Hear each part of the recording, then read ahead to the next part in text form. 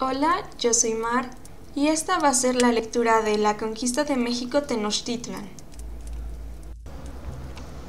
La expedición de Cortés, la tercera que enviara el gobernador de Cuba, Diego Velázquez, con fines de exploración y comercio, toca tierras mexicanas en la costa de Yucatán. Allí los hombres de Cortés encuentran a Aguilar, un español que se había perdido en una de las expediciones anteriores y que, durante su convivencia con los indios, había aprendido la lengua maya. Luego de algunos enfrentamientos más o menos afortunados con los indígenas, la expedición continúa bordeando la costa. En Campeche, junto con muchos otros obsequios que los indígenas envían a Cortés, el capitán recibe a la india Malintzin. La Malinche hablaba náhuatl, como su idioma materno, y conocía el maya por haber vivido en esa zona largo tiempo. Cortés se ha hecho de sus mejores armas. Por las traducciones sucesivas que pueden hacer Malintzin y Aguilar del náhuatl al maya y luego al español y viceversa, Cortés se inicia en el conocimiento de la tierra. En un punto de la costa decide establecer una base, funda la Villa Rica de la Veracruz, recibe obsequios que le envía el señor más poderoso de esa tierra, Moctezuma, obsequios que se acompañan de una petición reiterada, que se vaya Cortés, que no siga el camino. Cortés responde a esas embajadas con despliegues de fuerza, los caballos corren, se disparan los cañones. Los indios regresan con Moctezuma y le dicen que los recién llegados montan enormes venados que les obedecen como si fueran uno solo jinete y montura, pero sobre todo, le dicen que los nuevos llegados tienen el dominio del fuego. Cortés no se detiene. Inicia su marcha hacia el interior. Algo percibe, por medio de las traducciones sucesivas, de la existencia de fuertes rivalidades entre los pueblos indígenas. Aprende luego cómo aprovecharlas. Llega al territorio de Tlaxcala, después de derrotar a Xicotencatl, establece una alianza con su pueblo. Las embajadas continúan. Cortés decide proseguir su camino rumbo a Tenochtitlan. Escoge la ruta de Cholula y, pretextando tener noticias de una posible emboscada, se adelanta a dar a los indígenas un castigo ejemplar. Luego de la matanza de Cholula, Cortés continúa su camino rumbo a México. Es recibido por Moctezuma a las puertas de la ciudad. Moctezuma le entrega simbólicamente la ciudad y lo aloja con toda su gente en sus palacios. Lo colma de regalos, hace que le muestren los libros de tributos y los mapas de la tierra. Mientras eso sucede, el resguardo que Cortés había dejado en Veracruz envía un mensajero a avisarle de la llegada de una expedición capitaneada por Pánfilo de Narváez, con órdenes de prenderlo y devolverlo a Cuba. Cortés decide salir a combatirlo. Antes, sin embargo, se asegura siendo prisionero a Moctezuma. Cortés sale de México después de dar órdenes a Pedro de Alvarado para que mantengan segura la ciudad. Sorprende a Narváez y lo derrota. Los hombres de Narváez pasan a engrosar las filas de los conquistadores bajo las órdenes de Cortés. Entonces recibe la noticia del levantamiento de los mexicanos en Tenochtitlan. Limitados por el lenguaje, no podemos recuperar el episodio de la conquista. Dejaremos la palabra a quienes lo vivieron. La voz de los españoles la llevará Cortés. Cartas de relación. La voz de los defensores de México se recoge entre los informantes de Sahagún y los redactores de los anales de Tlatelolco. El mensajero me trujo cartas del alcalde que ahí había quedado, en que me hacía saber cómo los indios les habían combatido y que aún los tenían cercados. Por 20 días el Tonatiuh nos ha asesinado durante el viaje de capitán a la costa. Alvarado, que había permitido la celebración de una fiesta religiosa, intentó despojar a los indígenas de las joyas de sus vestidos ceremoniales y con cualquier pretexto desencadenó lo que conocemos como la matanza del Templo Mayor. Cortés se apresura a regresar, entra en una ciudad desierta, se hace fuerte en las casas de Moctezuma. A su llegada no se le recibió hostilmente, entró con absoluta paz. Vi poca gente por la ciudad y algunos puentes de las encrucijadas y traviesas de las calles quitadas, que no me pareció bien, aunque pensé que lo hacían de temor de lo que habían hecho y que entrando yo los aseguraría. Solo al día siguiente, cuando fuimos perseguidos, estalló la guerra. Se perdía la mejor y más noble ciudad de todo lo nuevamente descubierto del mundo. y ella perdida se perdía todo lo que estaba ganado, por ser la cabeza de todo y a quienes todos obedecían. Los mexicanos mantenían sitiados a los españoles. Cortés intenta apaciguar la rebelión utilizando a Moctezuma, pretensión inútil que acaba con el asesinato del emperador. Cortés decide entonces romper el sitio. Da sobre nosotros tanta multitud de gente por todas partes, que ni las calles ni las azoteas se aparecían con gente, la cual venía con los mayores alaridos y grita más espantable que en el mundo se puede pensar. Y eran tantas las piedras que nos echaban, que no parecía sino que el cielo que las llovía. Por muchas partes nos pusieron fuego, hasta que lo atajamos cortando las paredes. La artillería hacía mucho daño. Por donde llevaba el tiro 10 o 12 hombres se cerraba luego la gente, que no parecía que hacía daño alguno. De cansados nos retrujimos a la fortaleza. Después de varios intentos infructuosos por romper el cerco, Cortés construyó unos puentes portátiles que le permiten cruzar las acequias. Sale de noche y es descubierto. Apenas logra salir de la ciudad.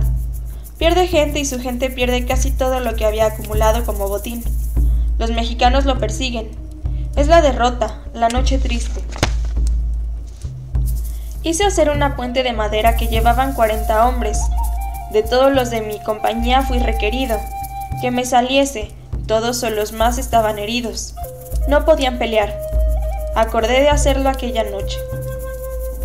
Cuando llegó la medianoche salieron los españoles en compacta formación, y también los tlaxcaltecas todos. Los españoles iban delante y los tlaxcaltecas los iban siguiendo. Iban pegados a sus espaldas, cual si fueran un muro se estrechaban con ellos. Desamparada la fortaleza me salí lo más secreto llegando a los puentes. Se echó la puente de madera que yo traía hecha con poco trabajo, porque no hubo quien la resistiese. Llevaban consigo puentes portátiles de madera. Los fueron poniendo sobre los canales. Sobre ellos iban pasando. Cuando llegaron al de Mixcoatechialtitla, fueron vistos. Ciertas velas que en ella estaban. Una mujer que sacaba agua los vio y al momento alzó el grito. Apellidaban tan recio. Y dijo: «Mexicanos, andad hacia acá, ya van traspasando los canales vuestros enemigos, se van a escondidas». Que antes de llegar a la segunda puente. Luego un rumor se alza, luego se ponen en plan de combate, los que tienen barcas defendidas se lanzan contra ellos. Estaba infinita cantidad de gente de los contrarios combatiéndonos por todas partes peleando reciamente. Era sin comparación el daño que los nuestros recibían. De un lado y de otro había muertos. Eran tocados por las flechas los españoles. Habían muerto muchos españoles y caballos. Eran tocados los tlaxcaltecas. Perdido todo el oro y joyas y ropa y toda la artillería.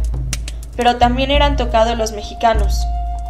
Me fui en la rezaga peleando con los indios hasta llegar a una ciudad que se dice Tacuba. Fue entonces cuando murieron en el canal de los Tolteca y que los obligamos a dispersarse. Algunos se estropezaban unos con otros y caían y aquellos morían. Con ellos el canal quedó lleno.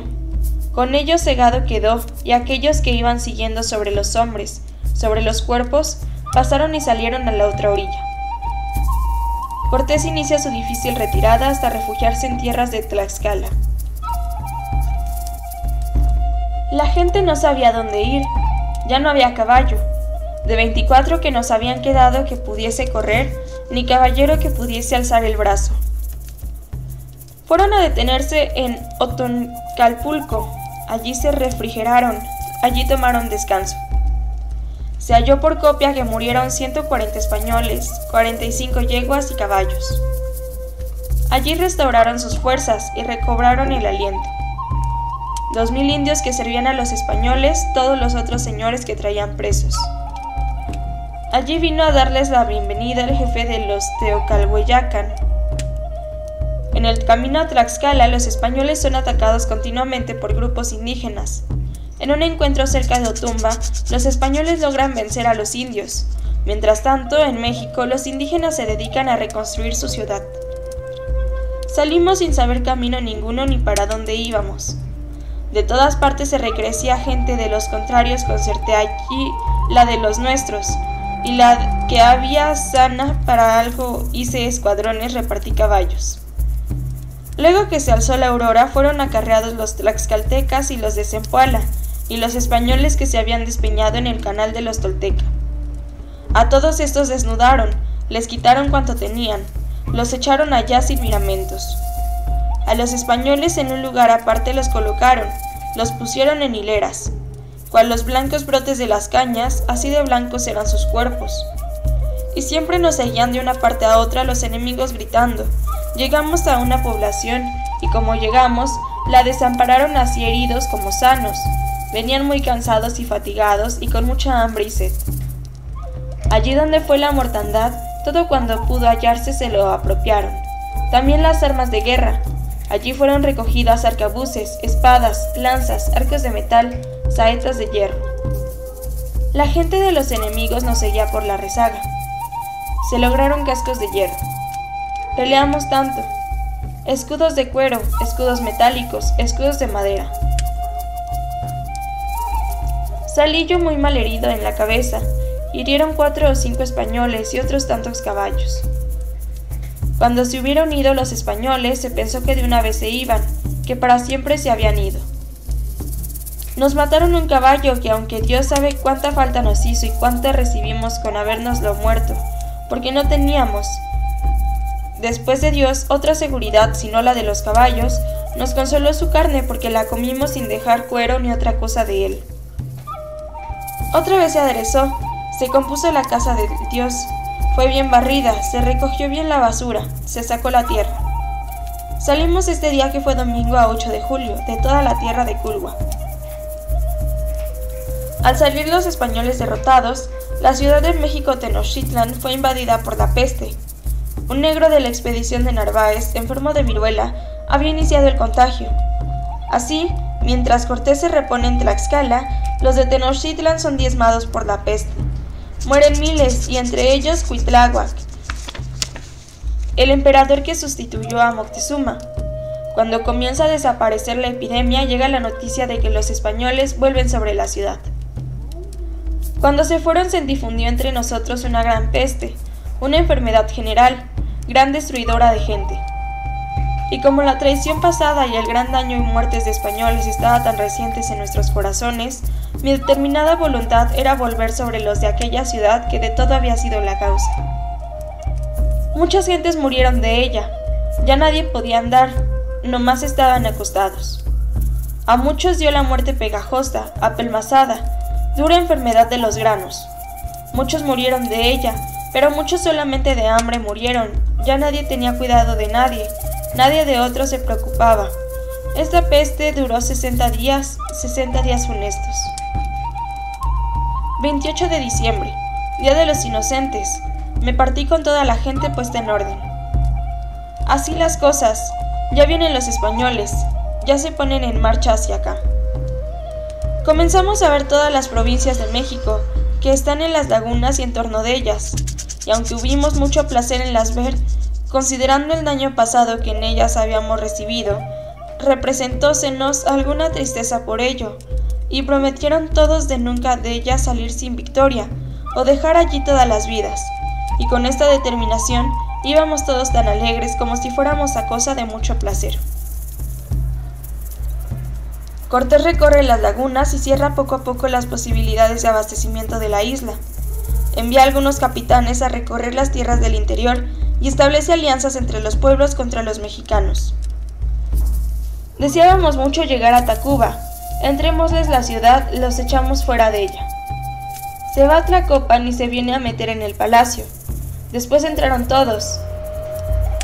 El Chiunautecatl, Xaltocamecatl, Cuautitlancalcatl, Tenayocatl, Azcapotzalcatl, Tlacopanecatl y Coyoacatl.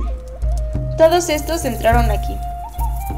Los indios, nuestros amigos, comenzaron a saquear y a quemar toda la ciudad. Peleaban 7 días contra nosotros únicamente allá, en Tlacopan. Y esto se hizo porque cuando salimos la otra vez, desbaratados de Tenochtitlan, los naturales de ella nos hicieron muy cruel guerra y nos mataron muchos españoles. El cerco avanza lentamente, por agua y tierra. Se establecieron en Texcoco, de allá pasó a Xochimilco, allá pereció gente tlatelolca. Mi intención principal había sido procurar de dar vueltas a todas las lagunas, por calar y saber mejor la tierra. Cuando ellos se hubieron establecido en Texcoco, entonces los Tenochca empezaron a matarse mutuamente. Tomamos muchos avisos para poner el cerco a Tenochtitlan, por la tierra y por el agua. En el año 3 Cali mataron a sus príncipes, Cihuacóatl, Xicpopocatzin, Zipatzin, Tencuecuenotzin, mataron a Axayaca y Xoxopehualoc, los hijos de Moctezuma.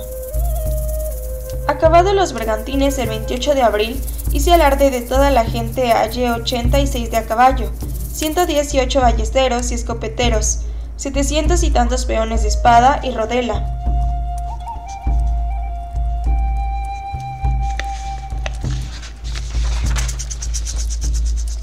Al haber llegado a la desdicha en esta forma, los Tenochca empezaron a hacer pleitos entre sí y a matarse mutuamente. Por esto fueron muertos los nobles. 3 tiros gruesos de hierro. Suplicaron cuando hablaron al pueblo para que se juntara maíz blanco. 15 tiros pequeños de bronce. Con esto daba tributo el pueblo. 10 quintales de pólvora. Los sacerdotes, pontífices y jefes fueron los que mataron a los soberanos cuando se enojaron. Yo y toda la gente estábamos apercibidos y de camino para ir a cercar la gran ciudad de Tenochtitlan. Se reunieron otra vez y lucharon contra nosotros.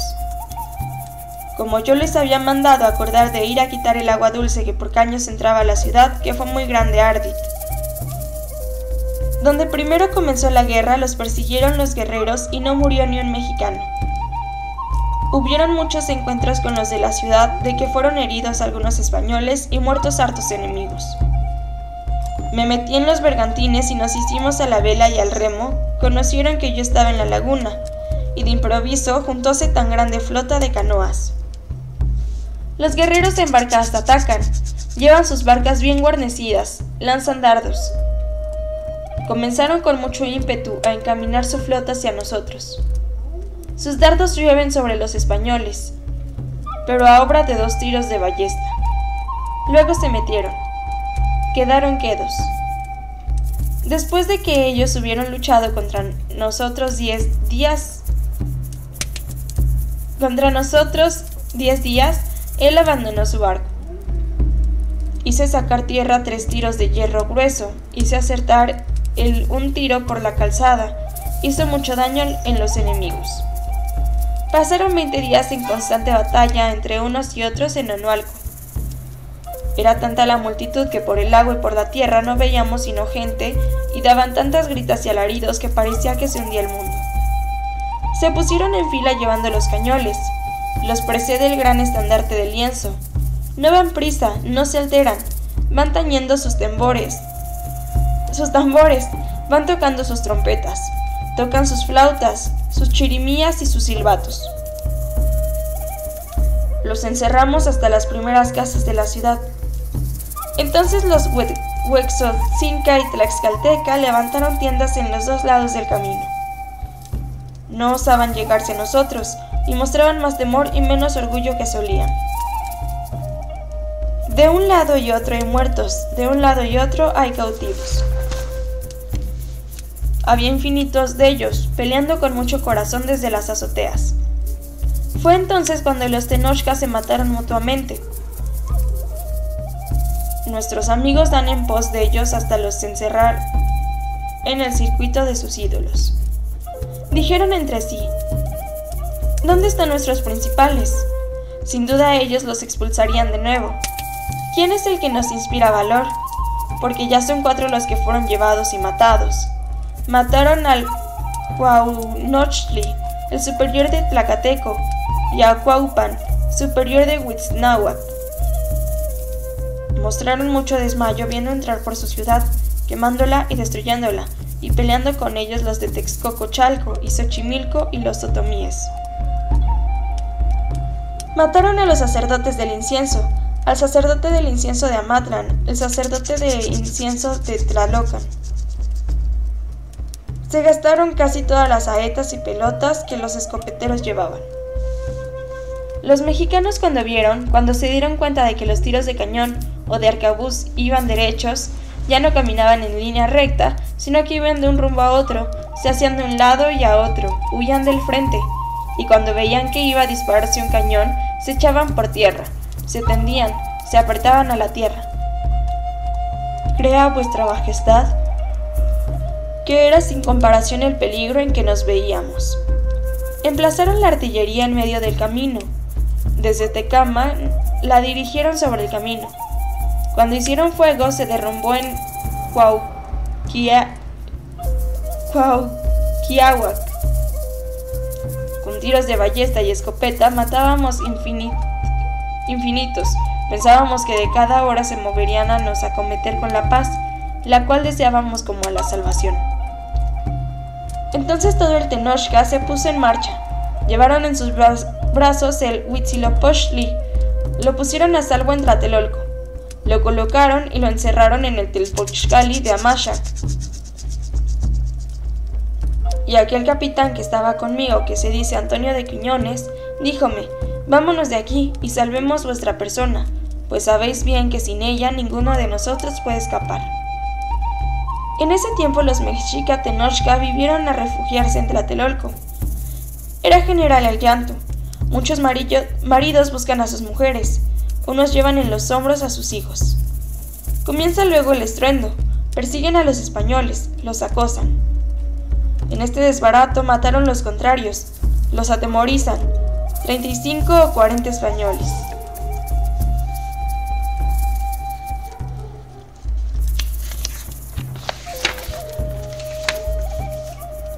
Atraparon 15 españoles y más de 1000 indios nuestros amigos.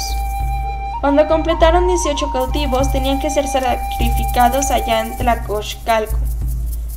Todos los españoles vivos y muertos que tomaron los llevaron a Tlatelolco. Del todo los dejaron desnudos, luego así ya convertidos en víctimas los sacrifican. Desnudos los sacrificaron y les sacaron los corazones, lo cual los españoles pudieron ver. Y sus congéneres estaban mirando desde las aguas en que en forma les daban muerte. Disimulábamos nuestra flaqueza, así con los amigos como con los enemigos, viendo cómo estos de la ciudad estaban tan rebeldes con la mayor muestra y determinación de morir que nunca generación tuvo. No tenían en toda la tierra quien les pudiese socorrer, ni tenían de dónde haber maíz, ni carne, ni frutas, ni agua, ni otra cosa de mantenimiento. Acordé que como fuésemos ganando por las calles de la ciudad, fuesen derrocando todas las casas de un lado y del otro, que no fuésemos un paso adelante, sino dejar todo asolado. Nuestros enemigos se apoderaron de las cosas haciendo fardo de ellas. Van tomando cuanto hayan por donde van pasando, todo lo que sale a su paso. Conocimos que los indios de la ciudad estaban muy amedrentados, se morían de hambre, salían de noche a pescar, por entre las casas de la ciudad andaban buscando leña y hierbas y raíces que comer. De 4 partes de la ciudad, las 3 estaban ya por nosotros así cercados y apretados.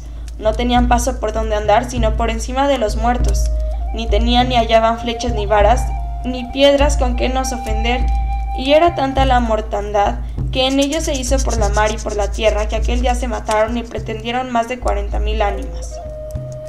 Malintzin les dice: venid, el capitán nos quiere preguntar, ¿qué piensan los mexica? ¿Es Cuauhtemotzin todavía un verdadero niño? ¿No tiene compasión para los niños, para las mujeres, si perecen de esta manera los viejos? Ya nosotros teníamos más que hacer en estorbar a nuestros amigos que no matasen ni hiciese tanta crueldad que no en pelear con los indios, la cual crueldad nunca en generación tan recia se vio ni tan fuera de todo orden de la naturaleza, como en los naturales de estas partes. Ya están aquí los señores de Tlaxcala, Huexotzingo, Cholula, Chalco, Acolhuacan, Cuauhnáhuac, Xochimilco, Mixquic, Huitláhuac y Colhuacan. Nosotros éramos obra de 900 españoles y ellos, nuestros amigos, más de 150,000. Y ya tenían tan pocas cosas por donde estar que el señor de la ciudad andaba metido en una canoa con principales. Desamparen al Tenochca para que perezca solo. Quedó concertado que habíamos de entrar otro día por la mañana. Entonces perecieron todos los habitantes de los pueblos. Los de la ciudad estaban todos encima de los muertos. Nosotros los Tlatelolca levantamos andamios de calaveras, y otros en el agua, y otros andaban nadando, y otros ahogándose.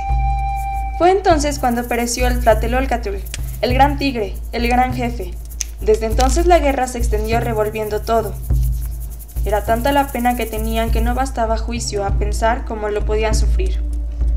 Fue también entonces cuando se batieron las mujeres de los Tlatelolca, y por darse priesa al salir unos a otros se echaban al agua.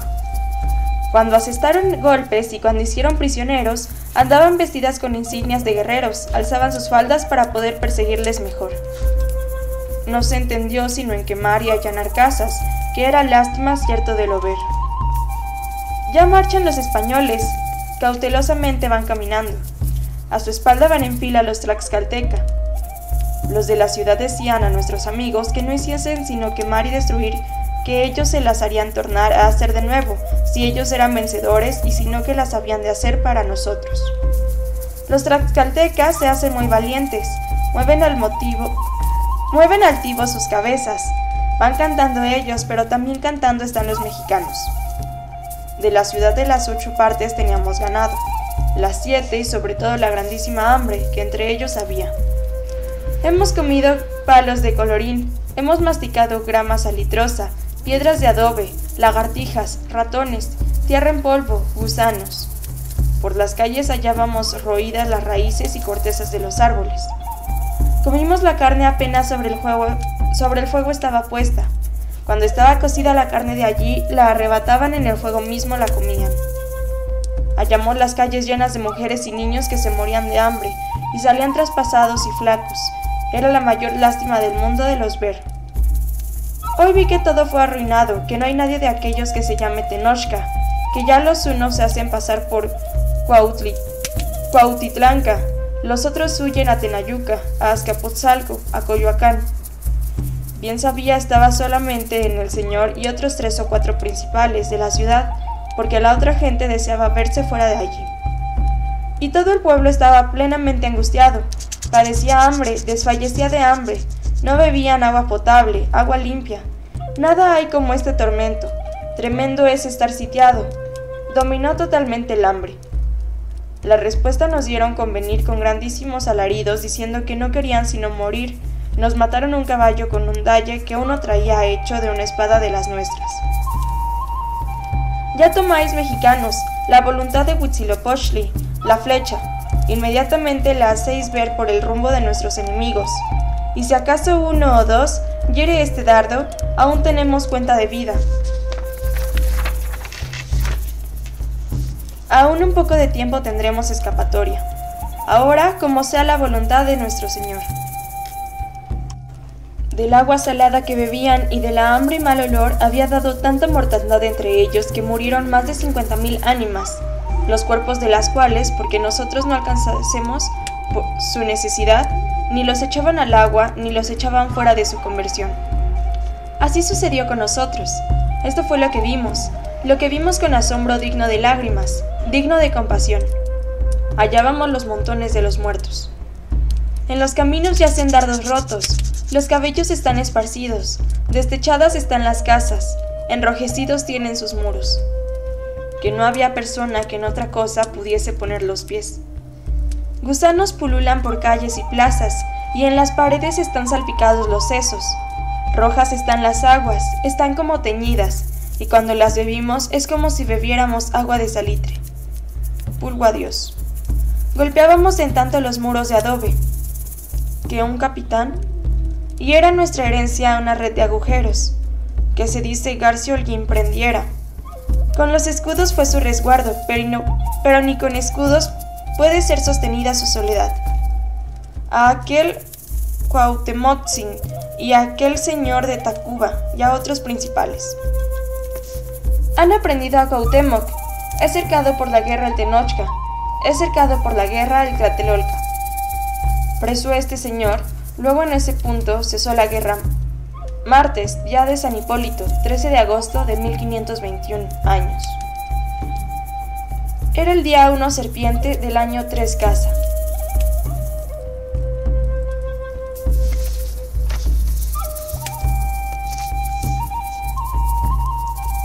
La ciudad había sido prácticamente destruida.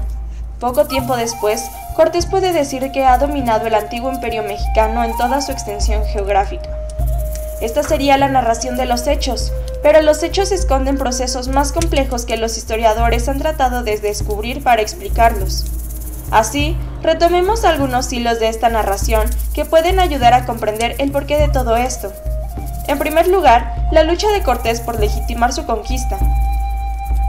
Cuando Cortés llegó a Veracruz y fundó la Villa Rica, dio un paso necesario para legitimarse como autoridad principal de la conquista. Durante todo el proceso de descubrimiento y conquista del Nuevo Mundo, la corona española, que no podía financiar los gastos de las expediciones, estableció una serie de convenios con particulares, las capitulaciones, por medio de las cuales les permitía financiar y llevar a cabo las expediciones. La corona se reservaba el dominio de las tierras descubiertas y un quinto de los beneficios materiales. A cambio de ello, daba al capitán que realizaba la conquista una serie de beneficios y derechos sobre las nuevas tierras y quienes las habitaban. El caso es que quien había recibido los derechos para realizar las entradas en territorio de México no era Cortés, sino Diego Velázquez, el gobernador de Cuba. Así, cuando Cortés estableció una villa, una ciudad, no solamente desconoce abiertamente los fines originales de su expedición, los fines ideados por Velázquez, de mero reconocimiento y trueque, sino que instituye una nueva fuente de donde derivar su autoridad. Dentro de la antigua tradición municipal española, al fundar una ciudad, los hombres debían elegir a sus representantes y constituir un ayuntamiento. Así, los hombres de Cortés se convirtieron en sus propias autoridades, reconociendo solo como superior a la corona española. De esa nueva autoridad, creada por él mismo, Cortés recibirá los derechos para conquistar las nuevas tierras. Para Cortés era, pues, muy importante que la corona reconociera el nuevo papel de ese ayuntamiento, y con él su nombramiento de capitán elegido por la voluntad expresa de los vecinos de la nueva ciudad. Por ello, su primera preocupación sería enviar a un procurador, escoge a Portocarrero, para establecer una comunicación directa con la corte y no depender más de las decisiones emanadas desde las Antillas. Sabe Cortés que si recibe la aprobación real, Velázquez no podrá reclamar para sí ningún derecho sobre la conquista. Por ello también, cuando se encuentra en México Tenochtitlán y recibe noticias de que su viejo conocido, Pánfilo de Narváez, juntos habían luchado en la conquista de Cuba, acababa de llegar a las costas de Veracruz con orden de aprenderlo, deja la ciudad, abandona su conquista pacífica y sale a enfrentarse a quien seguramente consideraba como su principal enemigo. Esto expresa claramente cómo la conquista de México no fue obra de un grupo que alguna vez actuara sin conflictos internos. Basta leer las cartas de relación para registrar anécdotas de conspiraciones descubiertas, de enfrentamientos y represiones violentas entre los españoles. Ahí quedó registrada la historia de aquel a quien Cortés obligó a comerse una hoja de papel en donde estaban escritos los nombres de los españoles que querían desconocerlo como capitán. Ya volveremos a referirnos a esos conflictos. De mayor trascendencia fue la división entre la nobleza indígena, que se manifiesta desde la llegada de los españoles, cuando Moctezuma reúne en consejo a su sobrino Cacama y a Cuitláhuac, su hermano, para pedirles su opinión sobre la manera más conveniente de recibir a los españoles, entonces ya a las puertas de México. Cuitláhuac sostiene la opinión de quienes pensaban que los españoles no debían ser recibidos de ninguna manera. Cacama, a quien Gómara describe como mancebo feroz de ánimo y honra, sostuvo otra opinión, alegando que si los españoles estaban a las puertas de la ciudad, debía recibírseles como embajadores que eran de otro monarca. Pensaba Cacama que si los españoles, una vez en México, intentaban cualquier cosa que molestara a Moctezuma, les podían enviar a castigar su osadía teniendo tantos y tan valerosos hombres como tenía. Moctezuma aceptó el parecer de Cacama, y Cuitláhuac lanzó una última sentencia. Plega a nuestros dioses que no metáis en vuestra casa a quien os eche de ella y os quite el reino, y cuando lo queráis remediar, no sea tiempo. Cuando Moctezuma vio que muchos otros señores daban muestras de aprobar la postura de Cuitláhuac, le ordenó que fuera él precisamente quien recibiera y alojara a los españoles en Ixtapalapa, para evitar cualquier manifestación pública de disidencia. De la misma manera, la antigua rivalidad entre Ixtlilxóchitl, hermano de Cuanacoch y Cacama por el reino de Texcoco, se agudizó con la presencia de los españoles.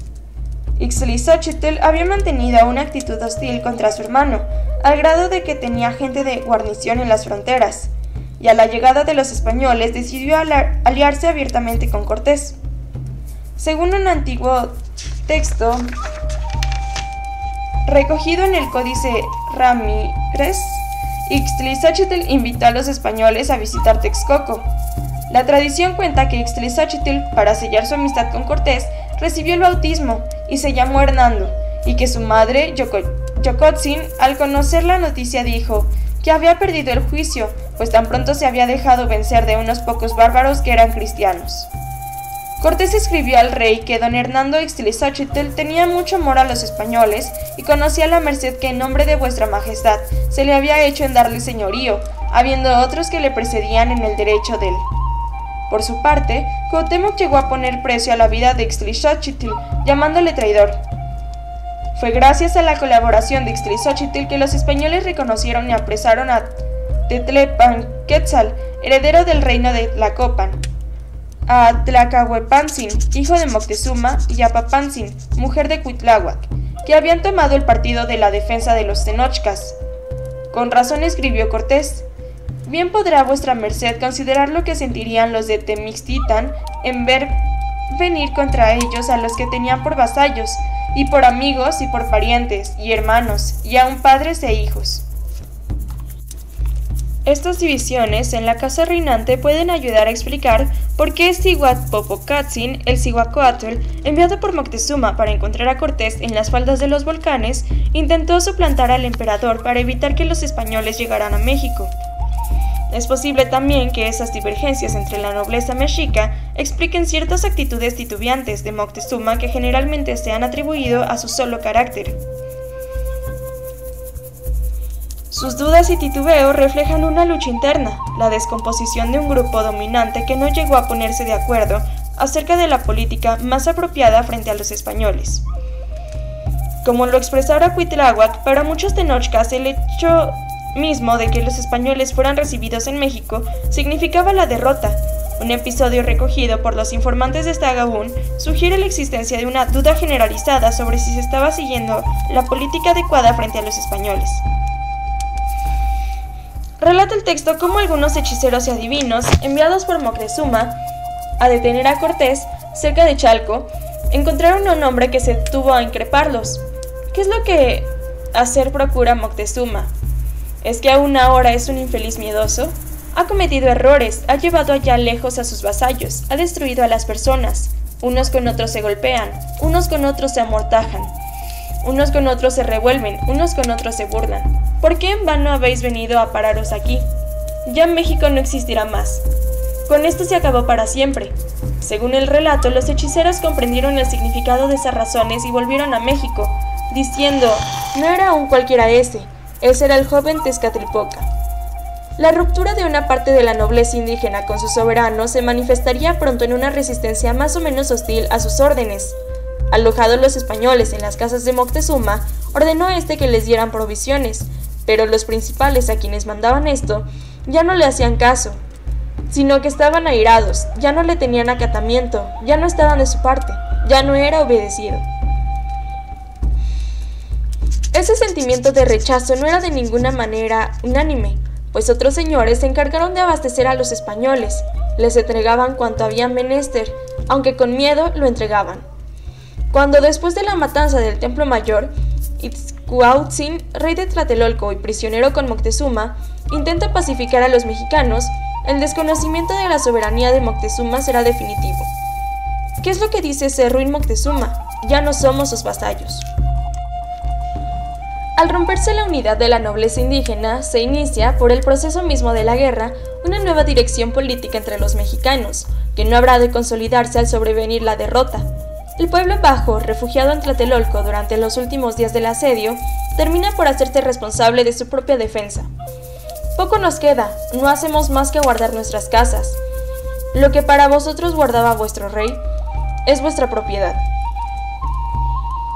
Durante ese proceso comienzan a surgir algunos capitanes que ganarán su posición por la sola fuerza de sus acciones en el combate, como Silacatzin, vencedor de los bergantines, en Xocotitlán, que acostumbraba a disfrazarse para que no le reconocieran los enemigos, como Soyetzin y Temotzin, a quienes nada les importaban los enemigos y ningún aprecio tenían de sus propios cuerpos.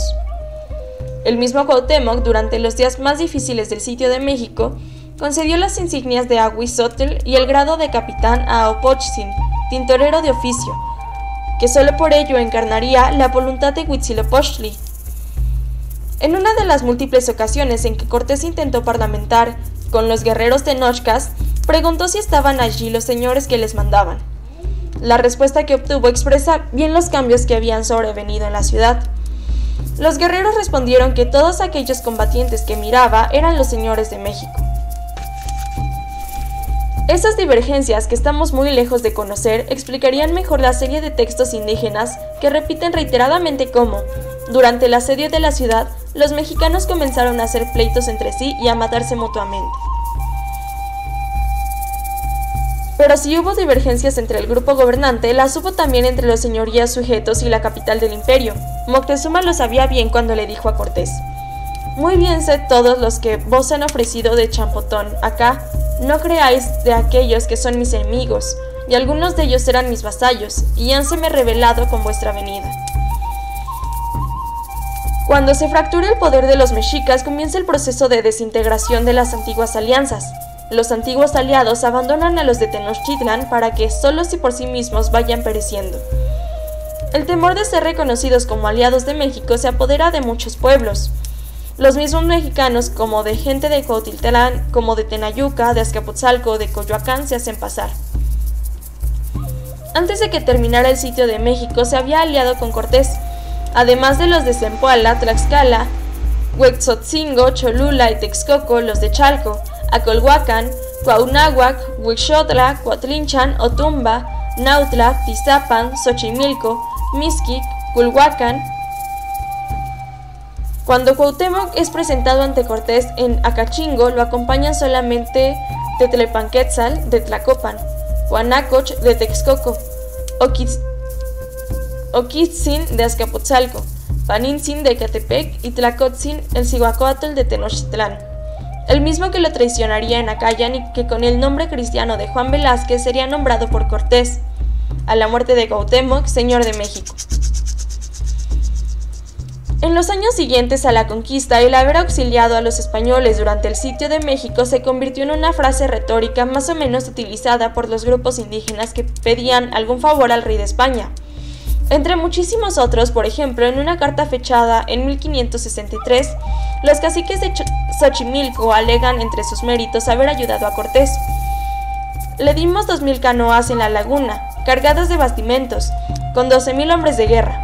Como los tlaxcaltecas estaban ya cansados, el verdadero favor, después de Dios, lo dio Xochimilco. Mientras duró el asedio de Tenochtitlán, Cortés envió a algunos capitanes a someter a los territorios del interior. Entre 1521 y 1524, la conquista del antiguo imperio mexicano pareció concluida.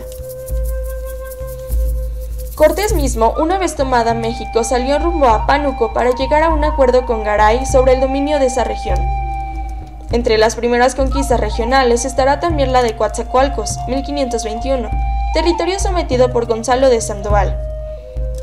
En 1522, Cristóbal de Olid encabezará la entrada a los reinos de Michoacán y a la zona de Zacatula. Parte de su expedición se desgaja para dirigirse a Colima, pero al ser derrotada debe salir de nuevo Sandoval a pacificar la tierra, 1523. Es interesante observar la dirección de esta primera sujeción del territorio. 3 de esas conquistas iniciales se dirigen a los puertos, salidas en el Golfo, Pánico y Coatzacoalcos, o en el Pacífico, Zacatula, que responden al viejo sueño de buscar un camino hacia el oriente o a la necesidad concreta de asegurar una liga con la metrópoli. Esas conquistas regionales no se realizaron de la misma manera. Algunos sitios, los más, se entregan pacíficamente a los españoles, y Cortés explica al rey la razón de ello. porque ellos eran súbditos de aquel señor Moctezuma de poco tiempo acá, y como por mí tuvieron noticia de vuestra alteza y de su poderío, dijeron que querían ser vuestros vasallos, y me rogaban que los defendiese de aquel señor Moctezuma que los tenía por fuerza y tiranía. Como los de Zempoala, los de Tlaxcala, los de Huetzotzingo, Huaquechula, Acatzingo e Izúcar se aliarán con los conquistadores. Como muestra de ese pacto darán nombres para engrosar el ejército que comandaba Cortés. Las descripciones fabulosas de huestes indígenas que se movilizan para ayudar a la destrucción de la Ciudad de México, que Prescott pintó con tan vivos colores, son recordadas amargamente por los informantes indígenas de Sahagún al explicar las razones de la derrota de los mexicanos. Pero si Cortés recibe embajadas de Tehuantepec, Pánuco, Tuxtepec y Huatuxco, Nautla y Tuxpan, que deseaban establecer alianza contra Moctezuma, cuando sale derrotado de México, esos mismos aliados toman partido contra los españoles porque, como explica Cortés, querían ser a viva quien vence. En otros sitios bastará con un pequeño enfrentamiento contra la guarnición mexica para que los señores locales reconozcan el nuevo señorío. Pero también se encontró resistencia. Resistencia violenta opusieron los pueblos de Malinalco y de las provincias de Matalcingo y Atlixco. Al grado de que en algunos sitios como Xaltocan, Yautepec, Xilotepec e Ixtapalapa, la conquista se logró con la destrucción física del poblado y la dispersión de sus habitantes, o su aniquilación total, como en Yecapixtla, donde los guerreros, al verse derrotados, prefirieron arrojarse desde los cantiles.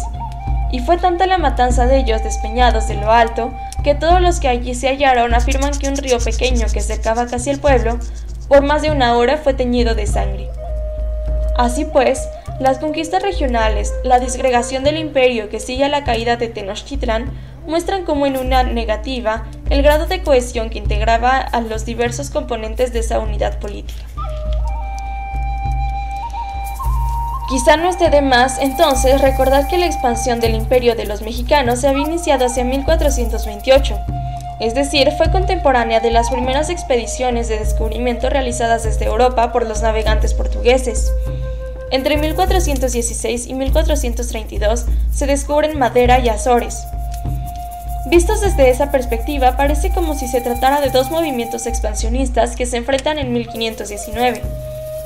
Cuando los españoles llegan a las costas de México, los aztecas acababan prácticamente de incorporar a su dominio el territorio de su imperio.